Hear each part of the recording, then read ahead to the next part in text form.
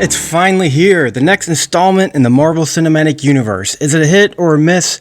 You're about to find out. But first, I'm Larry, and you're watching the movie Cranks, where today I'll be taking a look at the 2021 film starring Richard Madden, Selma Hayek, Angelina Jolie, Chloe Zhao's Eternals.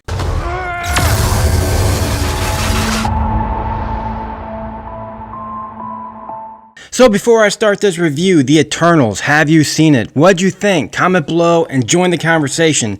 But no more waiting, let's start this one up. The Rundown.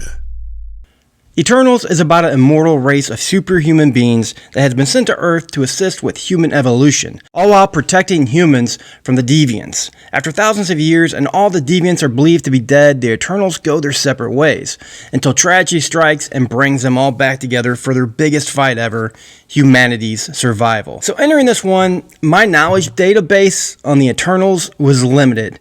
Like, zero limited. Hate me if you want, I really don't care.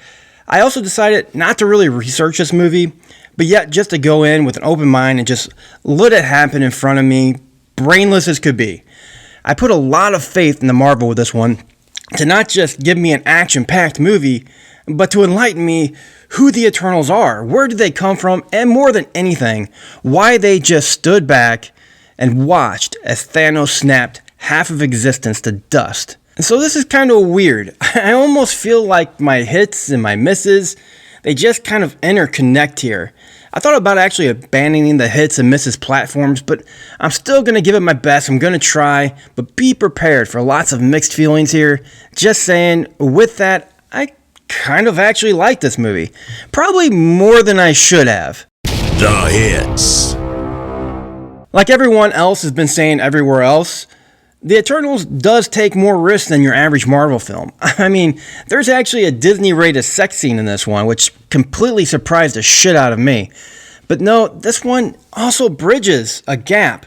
It has Chloe Zhao's direction, nuances, and styles from her filmography of mostly independent films, using more practical locations, all layered in with the CGI that just keeps us coming back to these Marvel movies. These godlike human beings like the Superman-esque laser beam shooting Icarus actually felt a little more grounded down to earth because of this style, which I know may have some of you asking, is this just another DC movie?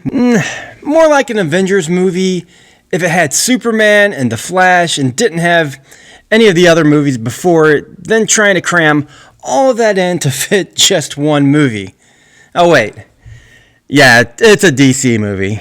Nah, you know what? It's still an MCU movie. Don't be fooled. They're still too afraid here to make those moves away from the Marvel roots, which is maybe a good or a bad thing, depending on how you see it. But talking to you as a whole, to say that this movie here is more than a mid-tier MCU film would be really pushing it. I guess we just have come to expect more now after all the greatness the last 13 years have gave us. Still, I liked it. Does that mean the CGI battles and dino dogs? Hell yeah. Does that mean backstory? Kinda. The cast has a lot of things it needed to accomplish in the 2 hours and 37-minute runtime here, like 7,000 years, and it is jam-packed. With that, it still takes time to stop in the middle for some family time. It's family. To answer those questions we have and adapt these characters to the MCU. It's not going to do that for everyone, I know that, but it does try. Some may actually say it takes too much time here, lapsing between these ages to give us that expedition dump, something that a lot of fans out there may not have needed. So I totally get it if you're like, yeah, I didn't need that. But for me, I actually kind of did. It answered the questions I personally had, even if it's in a very limited way, like how they explained the whole Thanos situation and wrapped up in less than 30 seconds. In a nutshell, it's really easy. It's just Star Trek's prime directive. What do we do today, May? profoundly affect the future. Something I'll be coming back to. It has to introduce us, though, to a slew of new characters, and like I said, I knew nothing about these characters, and there's an interesting enough backstory for most, and I'm going to say that again, most of them. Enough where I at least kind of walked out feeling like I knew these characters and who they were now, all while maintaining that level of epic Marvel action and wit we've all come to love over the past 13 years. It's bad, that I already feel like I'm kind of making excuses for this movie, because I feel like I actually kind of need to. Because I could stop right now here and actually say that the movie did give me what I wanted, but was it enough? Was I able to get invested in these characters enough? And the answer is, I did. With some. Like Kumail Nanjiani here was by far the best thing about Eternals. He's a Bollywood star who's been in the industry over 100 years, and he's played his grandfather, his great-grandfather, etc. down the line. He's also brings his cameraman / valet along with him, and these two characters I was actually kind of worried about early on, but they had such good chemistry that everything that came out of their mouths to me was golden. I'm pretty sure that this is probably everyone's favorite aspect of the movie. He supplied the much needed comic relief at times where there may be things that are getting a little too heavy. The whole Marvel using the age-old strategy of once things get too deep, crack a joke, try to keep things lighthearted. Even in the wake of tragedies, though, here, and clearly these two had more chemistry, like I said, together on screen than the rest of the cast combined. And we really needed this, because this is one of the more dark MCU films relayed to us, especially being a first-time standalone. The way the Celestials are explained to us creates a much more high-stakes Marvel movie than we're used to. Even though the deviants here were kind of throwaways. They're just thrown in here to chew stuff up. Whenever the movie gets really boring, it's really simple. Get deep, crack a joke, get boring, dog monsters! The way it was left, I'm not really sure either here if a sequel isn't imminent.